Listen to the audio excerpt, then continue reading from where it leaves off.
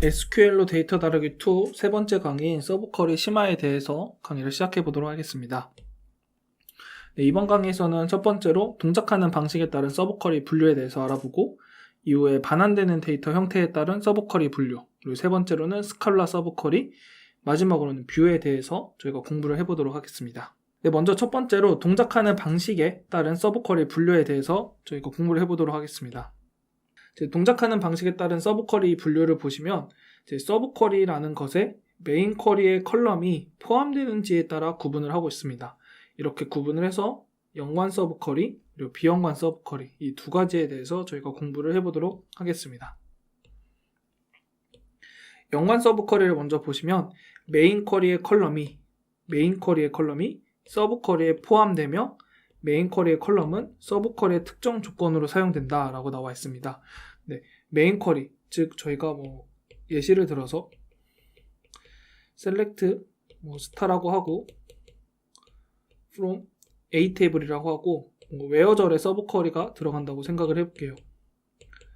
서브쿼리라는 것이 select from 이렇게 하나의 쿼리 구조를 가지고 있는 거를 저희가 쿼리라고 이야기를 하는데, 이제 이거 하나를 저희가 메인 쿼리라고 보통 이야기를 하는데, 이제 where절에 a의 특정 a 값이 어떤 특정 값보다 큰 것만 조회를 하겠다라는 조건을 걸 때 이 뒤 괄호에 특정한 3이나 5 이런 값들이 아니라 쿼리 자체가 올 수도 있어요. 셀렉트로 시작하는 이 쿼리 자체가 올 수도 있는데, 이제 이러한 쿼리를 서브 쿼리라고 이야기를 합니다. 특정 값이 아니라 쿼리 자체가 특정 값을 위해서 들어온다. 그래서 이 서브 쿼리에 메인 쿼리의 컬럼, 메인 쿼리, 이 A라는 메인 쿼리에 있는 테이블의 컬럼 자체가 서브 쿼리의 조건으로 사용되면 저희가 연관 서브 쿼리라고 합니다. 실제로 한번 쿼리와 함께 예시를 살펴보도록 할게요. 연관 서브 쿼리에서 지금 저희가 추출하려는 것은 지금 인플로이 테이블 하나가 있고요. 여기서 본인이 속한 부서의 평균 급여보다 높은 급여를 받는 직원들을 출력한다. 생각을 해보시면 본인이 속한 부서의 평균 급여를 구해야 되고, 이제 이것보다 자신이 높은 급여를 받는지를 생각을 해야 돼요. 그래서 완성된 쿼리를 보시면 select를 통해서 ID, 부서 ID, 이름, 연봉 정보를 출력을 하고 있고, 인플로이 테이블에 대해서 A라는 별칭을 주었어요. 그리고 셀러리가 이 급여가 큰 데이터만 조회를 하겠다. 특정한 값보다 큰 데이터만 조회를 하겠다를 보시면, 지금 이 문제에서 본인이 속한 부서의 평균 급여, 이 네모가 지금 이 서브 쿼리로 들어갔다고 생각을 하시면 돼요. 그래서 이거를 제가 A라는 느낌으로 치환을 해볼게요. 그러면 A보다 높은 급여를 받는 직원들을 출력한다가 되죠. 그럼 이 네모 자체가, 빨간색 네모 자체가 A가 되는 거예요. 그리고 이 A가 실제로 나타내는 건 본인이 속한 부서의 평균 급여인 거고, 그래서 이 서브 쿼리를 보시면 select 평균값 average라는 함수를 이용을 하고 있어요. 이제 average라는 함수, 집계 함수 같은 경우에는 저희가 4장에서 조금 학습을 할 텐데, 일단은 이 평균값, 급여의 평균값을 구한다는 느낌으로만 알아두시면 될 것 같습니다. 그래서 평균 급여, 어디서? 인플로이 테이블에서. 여기서 인플로이 테이블은 B라는 별칭을 이용을 했어요. 그리고 where 조건에 B 테이블, B라는 인플로이, 이 서브 쿼리에서 사용하는 이 테이블의 부서 아이디와 A 테이블이 등장을 했어요. 이 A 테이블은 어디서 사용을 하던 거죠? 서브 쿼리 밖에 있는 메인 쿼리에서 사용하던 테이블인 거죠. 그래서 이 메인 쿼리의 테이블이 안으로 들어갔기 때문에, 서브 쿼리 안으로 들어갔기 때문에 연관 서브 쿼리인 거예요. 그래서 이 A 테이블의 부서 아이디, 즉 지금 조회하는 그 직원의 부서의 평균 연봉보다 급여가 큰 직원을 출력을 하겠다라는 거예요. 그래서 실제 테이블과 한 번 더 살펴보도록 하겠습니다. 내용을 지우고, 한 번 더 테이블 보시면 여기 서브 쿼리부터 같이 봐야 될 것 같아요. 인플로이 테이블에서 먼저 첫 번째 이 데이터에 대해서 살펴볼게요. 이 앨리스라는 데이터를 가지고 오는데, 앨리스라는 데이터를 가져와서 이 사람의 지금 연봉은 12,000이에요. 12,000이고, 이 서브 쿼리를 통해서 특정 값을 추출해야 되는데, 이 앨리스의 디파트먼트 아이디는 1이죠. 그래서 디파트먼트 아이디 여기가 1이 돼요.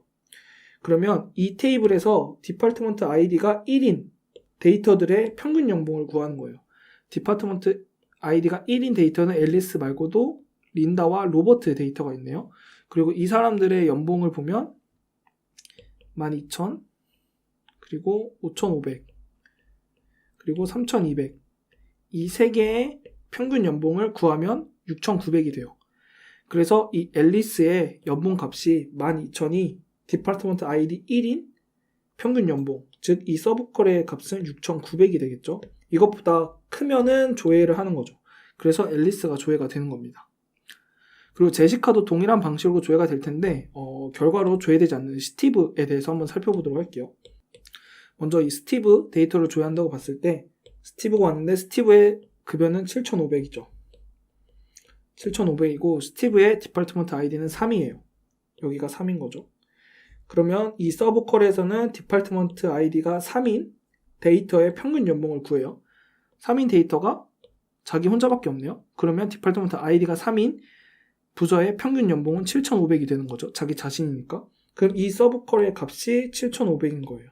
근데 크거나 같다가 아니라 크냐라고 물어봤으니까 7,500이 7,500가 크진 않죠. 그래서 이 스티브가 출력이 안 되는 겁니다.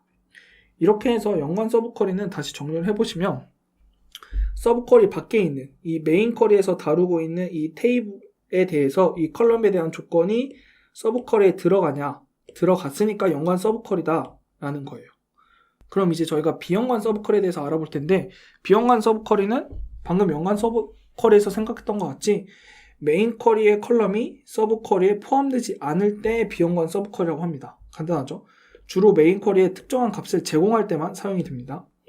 제가 비연관 서브쿼리의 쿼리랑 데이터를 한번 살펴보도록 할게요. 앨리스가 속한 부서의 평균 급여를 출력한다 라고 나와 있어요. 그럼 여기 먼저 쿼리를 볼 때 서브쿼리를 먼저 확인을 해볼게요. 지금 서브쿼리에 메인 쿼리에서 사용되는 어떤 테이블에 컬럼이 들어가 있나요? 아니죠. 이 서브쿼리 자체만으로도 실행이 되고 이 서브쿼리 자체만으로 안에서 인플로이 탭을 통해서 그냥 단순히 네임이 앨리스인 것을 찾겠다 라는 하나의 쿼리인 거예요. 메인 쿼리와 직접적인 연관이 없어요. 그렇기 때문에 이 서브쿼리는 비연관 서브쿼리다 라고 하는 거예요. 그래서 실제로 쿼리가 동작하는 내용을 한번 살펴보시면 이 서브쿼리를 먼저 보면 select 디파트먼트 아이디를 출력을 하고 있고 인플로이 테이블에서 이름이 앨리스인 데이터에 디파트먼트 아이디를 출력한다. 그럼 이 인플로이 테이블에서 이름이 앨리스인 데이터에 디파트먼트 아이디는 1이니까 이 서브쿼리에 대한 결과는 이게 되는 거예요. 그래서 이 결과를 토대로 이 select 문에서는 디파트먼트 아이디가 1인 데이터들의 평균 연봉을 구하는 거죠. 그래서 디파트먼트 아이디가 1인 데이터들의 평균 연봉은 이 세 개 값의 평균이 6,900이 되는 겁니다. 이런 식으로 비연관 서브쿼리는 가장 바깥에 있는 이 메인 쿼리에서 이 테이블에 대한 값이 서브쿼리에 들어가지 않는 것이 비연관 서브쿼리예요. 그래서 서브쿼리 자체에 메인 쿼리의 컬럼이 들어가 있을 때는 연관 서브쿼리, 들어가 있지 않을 때는 비연관 서브쿼리입니다.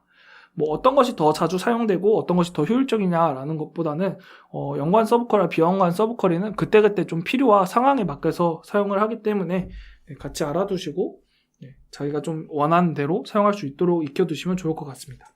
이상으로 저희가 동작하는 방식에 따른 서브쿼리 분류에 대해서 함께 알아보았습니다.